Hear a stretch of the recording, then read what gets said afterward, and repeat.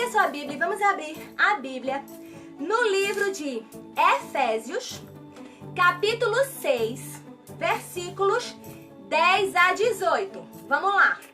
Efésios, capítulo 6, versos 10 a 18. Efésios, capítulo 6. Quem já achou, vai dizendo assim, achei, achei. Vamos lá, eu vou ler com vocês. Efésios, capítulo 6. Como o texto é um pouco extenso, eu vou fazendo assim. Eu vou fazer a exposição versículo por versículo. E você fica aí acompanhando na sua Bíblia. Amém? Mas antes, eu quero começar dizendo para vocês uma coisa. Sabe, gente, a vida cristã, de nós, cristãos, soldados do Senhor. Sim, todos nós somos soldados convocados, alistados para o exército do Senhor. E a vida cristã, gente, ela não é assim um parquinho de diversões, não. Não mesmo. Deixa eu tentar botar minha boinazinha de novo. Ela não é um parque de diversões, não. Sabe? Não é uma colônia de férias. A própria Bíblia diz que nós estamos em guerra. Como assim, tia? Eu sou criança! Calma, nossa guerra não é física. E eu vou explicar tudo isso pra vocês hoje aqui. Mas você tem que ficar ligadinho e acompanhar o que é que diz a Bíblia, que é a palavra do Senhor, tá? E algumas coisas que nós temos que ter em mente é que se a gente está em guerra, então significa dizer que nós temos um inimigo, certo? Que não são as pessoas. E nós não podemos superestimar esse inimigo, assim, negar a existência dele, sabe? Achar que não existe, que não tem nada. Bem como nós também não podemos superestimar. O que é isso, tia, que é superestimar? Que palavra difícil é essa? Sabe? É tipo a gente dar crédito pra alguém que esse crédito não é dessa pessoa. É dizer que isso tem um poder acima de tudo. Não, não tem. O nosso inimigo não é mais poderoso do que o nosso Deus. Nunca, jamais. O nosso Deus é o Deus Todo-Poderoso, tá? E a primeira coisa que você tem que entender é que, primeiro, contra quem é a nossa luta? Efésios capítulo 6, vou começar a ler aqui o versículo 10. Quanto mais vocês devem ser fortalecidos no Senhor e na força do seu poder. E vocês devem se vestir de toda a armadura de Deus para poder ficar firme contra as ciladas do diabo, tá? E continua dizendo aqui o versículo 12, ó. Porque a nossa luta não é contra sangue e nem contra carne, e sim contra principados e potestade, contra os dominadores deste mundo tenebroso. Gente, então, primeira coisa que a gente tem que entender, contra quem não é a nossa luta. A nossa luta não é contra a carne e contra o sangue. Nós não lutamos contra as pessoas. Amém? Como esse texto disse, a nossa luta é contra os principados, contra as potestades, contra os governadores das trevas, tá? Não contra as pessoas. Então a gente tem que tomar muito cuidado pra gente não acabar atingindo os nossos aliados, os nossos irmãos, sabe? Muitas vezes nos comportando de uma maneira muito ruim, falando mal. Com isso a gente acaba atingindo os nossos próprios aliados, os nossos irmãos em Cristo. E nós não podemos fazer isso. Amém? Mas existe um equipamento que nós devemos usar nessa batalha. Tá escrito aqui na Bíblia. O versículo 13 diz assim, ó. Portanto, tomai toda a armadura de Deus para que vocês possam se revestir no dia mau. E havendo feito tudo, fiquem firmes. Dias maus, gente, são dias de crise. Nós estamos vivendo, né, dias de crise com essa pandemia, com essa quarentena. E existem outros dias maus também. E nós devemos ficar firmes. E nessa hora, nós devemos nos revestir, nos vestir da armadura de Deus. Essa armadura é uma armadura que a gente vai vestir ela espiritualmente falando, tá? E eu vim mostrar aqui pra você, porque a Bíblia fala Sabe, antigamente, no mesmo contexto aqui da Bíblia, quando a gente vai ler que os soldados iam pra guerra, e até nos dias de hoje, tá? Quando os soldados vão pra guerra, eles sempre vestem umas roupas especiais, né? Armaduras. E a roupa especial dos soldados de antigamente é essa aqui, que eu vou mostrar pra vocês e que tá descrito aqui na palavra, que nós, enquanto soldados de Deus, né, que estamos nessa batalha espiritual para ganharmos almas e vidas para o Senhor Jesus, para pregar, proclamar o Evangelho, devemos nos revestir. E a primeira peça dessa armadura que a Bíblia fala tá aqui, ó, no versículo 14, que diz assim: portanto, estejam firmes, vestindo o cinturão da verdade. Olha aqui. O cinturão da verdade. Tem escrito aqui, verdade. Sim. O cinto, gente, já que isso tá parecendo mais uma saia, mas era assim o cinturão daquela época, gente, dos soldados, na época de Jesus, na época da Bíblia, sabia? E olha que importante, ele fala que a gente deve vestir o cinturão da verdade. Grava esse nomezinho na sua cabeça, verdade. A palavra de Deus diz, no livro de João, capítulo 8, versículo 44, que Satanás, que é o nosso inimigo, né? Ele é o pai da mentira. E nós, gente, que somos crentes, servos de Deus Altíssimo, que temos o Espírito Santo de Deus habitando em nós, não podemos ficar por aí mentindo, não. Nós devemos nos vestir com a verdade. Então, ó, vou vestir aqui, ó, o cinturão da verdade. Vou botar aqui o meu cinto.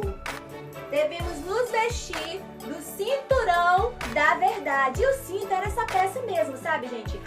Que eles colocavam aqui na cintura e tinha essas pecinhas de couro. Ele era feito de couro, né? Que ficava assim, parecendo uma saia. Mas é o cinto, tá? E essa peça é muito importante porque ela servia para segurar toda a armadura do soldado na batalha, para impedir que ela caísse. Então, ele segurava todas as partes da armadura juntas. A verdade é aquela que une, que segura todas as peças do corpo de Cristo juntas. Se você mente, nananina, não, isso não agrada ao Senhor, porque a verdadeira força do crente em Cristo Jesus, do servo do Senhor, do cristão, é a verdade. E essa é a chave para sermos vitoriosos. Falarmos a verdade, andarmos em verdade, como o Senhor Jesus nos ordena. Um homem, gente, com consciência limpa, ele pode enfrentar um inimigo sem medo. O inimigo pode falar qualquer coisa ao seu respeito, que se ele tiver a consciência limpa de que tudo que ele faz está certinho, que ele não mentiu, ele pode encarar sem medo esse inimigo. Amém? Vamos lá! A segunda peça dessa armadura especial, dessa roupa especial, que o apóstolo fala aqui em Efésios 6:10 que nós devemos nos revestir, é a... Tadadam! Versículo 14, a partir da parte B. Vistam a couraça da justiça. Olha aqui. A couraça da justiça. A couraça da justiça, gente, era uma peça de roupa assim, parecida com essa, sabe? Que, deixa eu tirar aqui, que o soldado vestia, ó, e essa parte do peito aqui, ó, era feita toda em metal, tá? Toda de metal, e ele protegia, essa couraça, ela protege os órgãos vitais das pessoas, sabe? Protege o coração, o pulmão, todos esses órgãos vitais. Então, quando o inimigo ia tentar atacar, né, batia nessa parte aqui de metal muito forte e não feria os soldados. E aí o apóstolo Paulo diz, olha, vistam a couraça da justiça. Ó, aqui o nome, ó, justiça. Exatamente. Essa é uma peça muito, muito importante no vestuário do soldado. Porque ela não só serve para proteger todos os órgãos vitais contra o ataque do inimigo, como ela é um símbolo da justiça que o crente tem em Cristo Jesus. Sabia? Lá em 2 Coríntios, capítulo 5, versículo 21, olha que linda a palavra de Deus diz, eu vou ler para vocês. Porque aquele que não conheceu o pecado, ele o fez pecado por nós. Ele está falando de Jesus. Jesus não conheceu o pecado, mas Deus o fez pecado por nós, para que nós fôssemos feitos justiça de Deus nele, em Jesus. Aleluia! Jesus, Deus mandou Jesus morrer por nós. Jesus não tinha nenhum pecado, mas Deus fez dele o pecado para que eu e você fôssemos feitos justiça nele. Se hoje nós podemos vestir aqui a couraça da justiça e andarmos como homens e mulheres justos, como crianças justas diante do Senhor, é porque através de Jesus, por Jesus, nós fomos feitos justiça. Aleluia! Justiças de Deus. Amém! A terceira parte dessa armadura, desse calçado, dessa roupa muito especial, gente, tá aqui no versículo 15, ele diz assim: e calcem os pés de vocês na preparação do evangelho da paz. Olha, os soldados romanos, gente, eles usavam as sandálias com uns cravos na sola deles. Deixa eu pegar essa sandália aqui pra mostrar pra vocês. Essa não tem, tá vendo assim, ó? Parecia uns cravinhos, sabe? Não sei se vocês conseguem ver. Esses cravos, gente, que ficava nas sandálias, na sola das sandálias, era para dar segurança para eles na hora que eles pisassem naquela terra, sabe? Que não tinha asfalto naquela época, não. As ruas eram de terra. E também agilidade na caminhada e na corrida, né? Quando eles estavam lá na luta, na guerra, tá? E o evangelho, gente, ele nos dá paz com Deus e com o nosso próximo. A palavra de Deus diz assim, olha: quão formosos são os pés dos que anunciam as boas novas. Olha que lindo que ele sempre fala assim: calcem os nossos pés com a preparação do evangelho da paz. E eles tinham esses cravinhos para eles ficarem mais ágeis, para dar mais segurança, mais agilidade para eles correrem lá na luta. E nós podemos usar essas sandálias para nos dar mais agilidade na nossa luta, né? Correr mais rápido, para nós sermos mais ágeis, mais rápidos, para pregar a palavra do Senhor, para pregar o evangelho para toda criatura que ainda não conhece. Tia Keké, tem gente que ainda não conhece a Bíblia? Muita gente, infelizmente. Então, nós devemos também vestir, calçar os nossos pés com a preparação do Evangelho da Paz, botarmos essa sandália que tem esses cravinhos na ponta, que nos dá firmeza e agilidade para pregarmos, para anunciar a palavra de Deus. Ela faz com que nossos pés fiquem mais velozes. Amém? E a quarta peça da nossa armadura, é o escudo da fé. Olha aqui o nosso escudo da fé. Sim, o nosso escudo da fé. Versículo 16 diz assim, ó: tomando sobretudo o escudo da fé, com o qual vocês podem apagar todos os dardos inflamados do maligno. Gente, o que é dardo inflamado? O que é dardo inflamado? Dardo, gente, era tipo umas setas, umas flechas, que eles jogavam assim nos soldados, sabe? E elas vinham com chama, com fogo. E aí eles apagavam, eles se protegiam dessas setas, desses dardos, com o escudo. Mas o escudo não era desse tamanhozinho não, que eu tô mostrando pra vocês, não. O escudo dele, gente, tinha mais ou menos assim 1,60 m. Ou seja, do meu tamanho na altura. E também mais ou menos assim 70 centímetros de largura. Era mais largo do que eu. Não era enorme esse escudo? O escudo era muito grande, gente. Com esse escudo, eles ficavam todos juntinhos assim e colocavam esses escudos enormes na frente deles e alguns colocavam em cima e todos eles conseguiam ficar protegidos contra esses dardos inflamados, contra essas setas, contra essas flechas que vinham com fogo sobre eles, tá bem? E assim eles conseguiam se proteger e proteger todos os soldados também. Eles formavam uma parede, unidos. Espiritualmente falando, o que é que a gente pode dizer sobre isso, né, tia Keké? Porque ninguém vai jogar uma flecha com fogo em mim. Não, mas esses dardos inflamados, espiritualmente falando, a gente pode dizer que são as coisas que atacam o seu coração e a sua mente, sabe? As mentiras, as dúvidas com relação à palavra de Deus que às vezes vem na nossa mente, sabe? Sentimento de vingança quando alguém machuca a gente e principalmente o desejo de pecar. Esses são os dardos inflamados que nós enfrentamos hoje. As flechas com fogo que nós enfrentamos hoje, gente. Mas a palavra de Deus diz que nós podemos apagar todas elas e nos proteger usando o escudo da fé. Com ele, nós apagamos todos os dardos. Nós apagamos os dardos pela fé. E fé em Cristo Jesus. Amém, galerinha? Aleluia! E tem também, gente, uma outra peça, que é o capacete da salvação. Olha que capacete lindo, eu tô ficando uma soldada. Olha!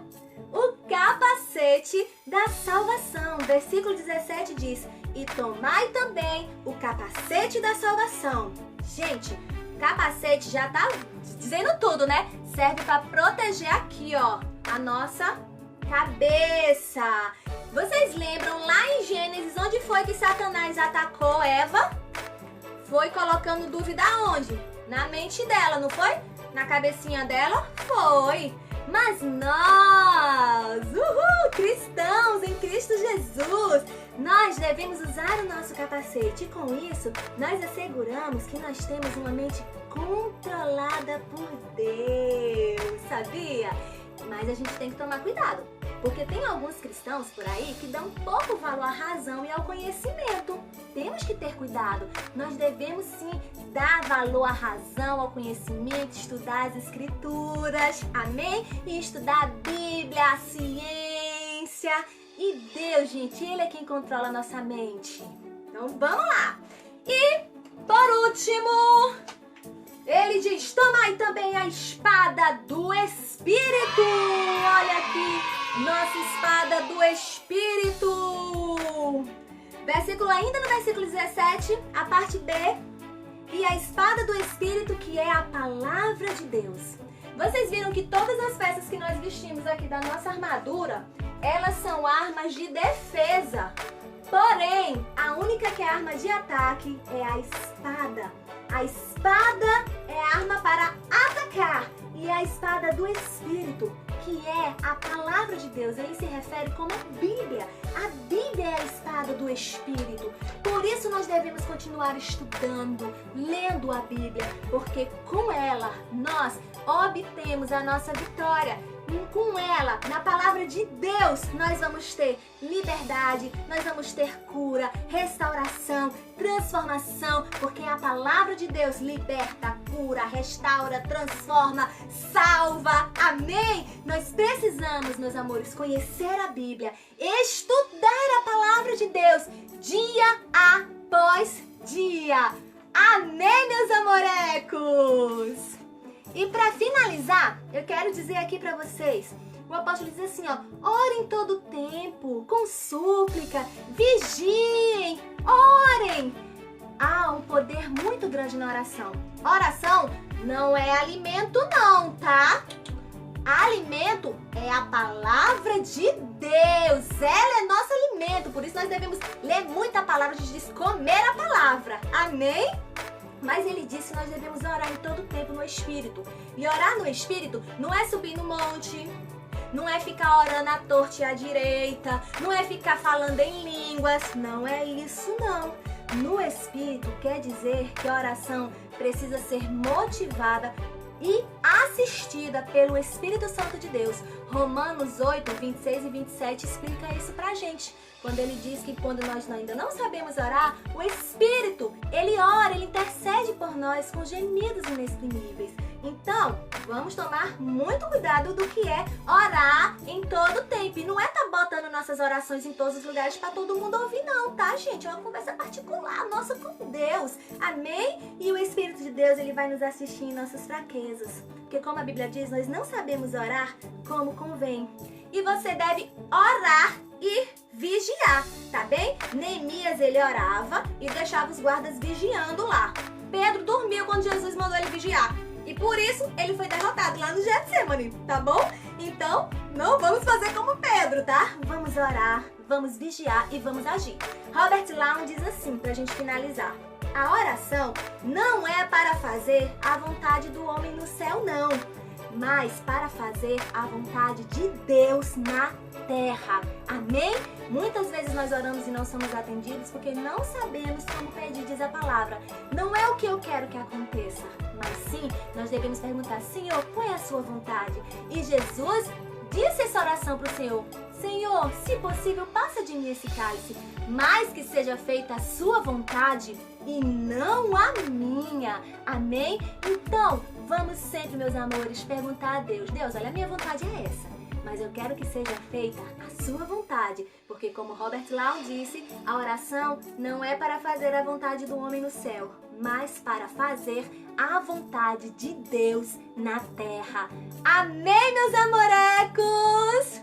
Eu espero que vocês tenham gostado e entendido a palavra do nosso Deus hoje. Amém? E vamos pregar a palavra do Senhor e vamos nos revestir da armadura do nosso Deus. Amém? Um cheiro, Deus abençoe a todos vocês, cheiro nos corações de a tia Keké e lembrem-se que nós devemos fazer a vontade do Senhor e não a nossa. Deus abençoe, cheiro nos corações!